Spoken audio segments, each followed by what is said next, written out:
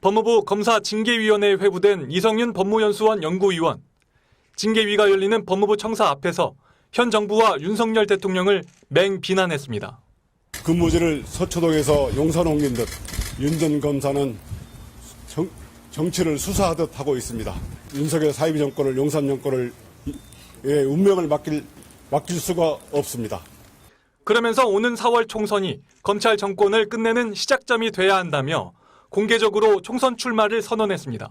김건희 종합특검을 관철시키고 기필코 검찰을 국민의 품으로 돌려드리겠습니다. 조국 전 법무부 장관이 추진 중인 신당 합류 여부에 대해선 결정된 게 없다고 답했습니다. 이성윤 연구위원은 징계위에 출석하지 않았고 변호인이 대신 참석해 입장을 밝혔습니다. 검찰 공정성을 해치는 발언을 반복하고 조국 전 장관 등 공정성을 해칠 우려가 있는 인물과 교류했다는 게 징계 회부 사유였습니다.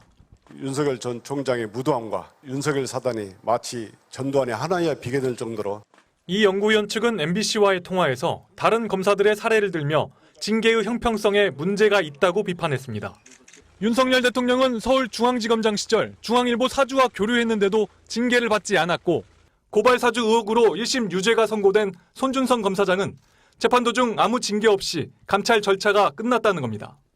이 연구위원회 징계 여부와 수위는 징계위 의결과 대통령 결재를 거친 뒤 당사자에게 통보됩니다. 이른바 채널A 사건 당시 KBS 기자에게 잘못된 내용을 알린 혐의로 기소된 신성식 검사장은 재판 중 최고 징계인 해임 처분을 받았습니다. 더불어민주당 총선 예비후보로 등록한 신 검사장은 윤석열 정부가 법치주의를 부정했다며 행정소송을 내기로 했습니다. MBC 뉴스 나세웅입니다. 윤석열 대통령과 검찰을 비판했다가 검사징계위원회에 회부된 이성윤 법무연수원 연구위원이 자신에 대한 징계 청구서를 모두 공개했습니다. 이 연구위원은 이성윤이 주가 조작이라도 했습니까? 라는 제목의 글을 자신의 SNS에 올려 국민들께서 징계위원이 되셔서 현명한 판단을 해주시기 바란다고 밝혔습니다. 공개된 징계청구서 비위 일람표에는 이 연구위원이 지난해 1월부터 11월까지 언론 인터뷰와 SNS 게시글 등에서 한 발언 중 이른바 윤석열 사단이나 정치 검찰 등을 비판한 내용들이 나열됐습니다.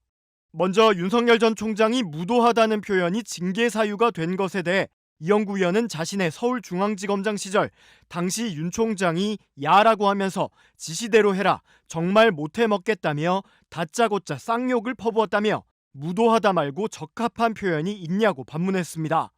이어 윤석열 사단이 전두환의 하나회에 비견된다는 자신의 발언과 관련해서는 이 발언이 검찰의 명예를 훼손했다니 황당할 따름이라며 이는 검찰 전체를 윤석열 사단과 동일시하는 주장이라고 반박했습니다.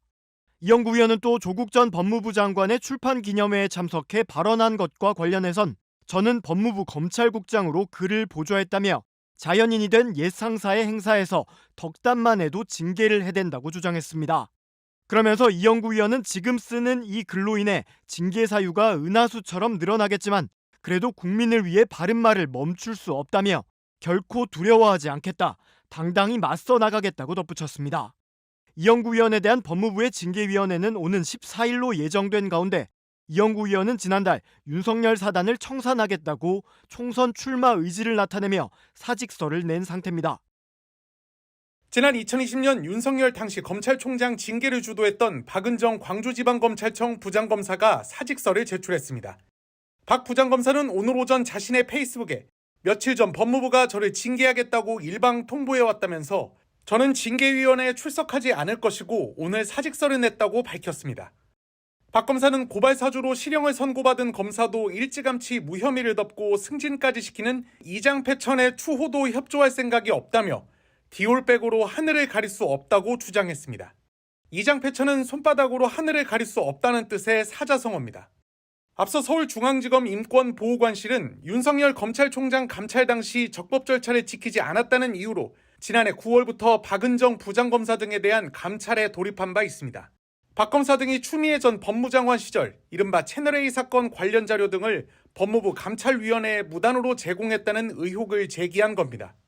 박 검사는 당시 휴대폰이 압수됐고 수차례 소환과 자정 넘어서까지의 조사, 출국 금지에 심지어 친정집 압수수색까지 당했다며 암으로 당시 투병 중이던 아버지의 모습이 아직도 가슴 아프다고 적었습니다. 박 검사는 이들의 각고의 노력에도 불구하고 1심에 이어 항소심도 제가 수행한 감찰 업무는 모두 적법하다고 판단했다고 강조했습니다. 그는 이어 검찰은 마음만 먹으면 흙을 100으로 바꿀 수 있다며 자신을 향한 감찰이 최은순도 피해자라 하고 김건희 명품백 역시 피해자라고 하는 행위들과 뭐가 다른지 모르겠다고 주장했습니다.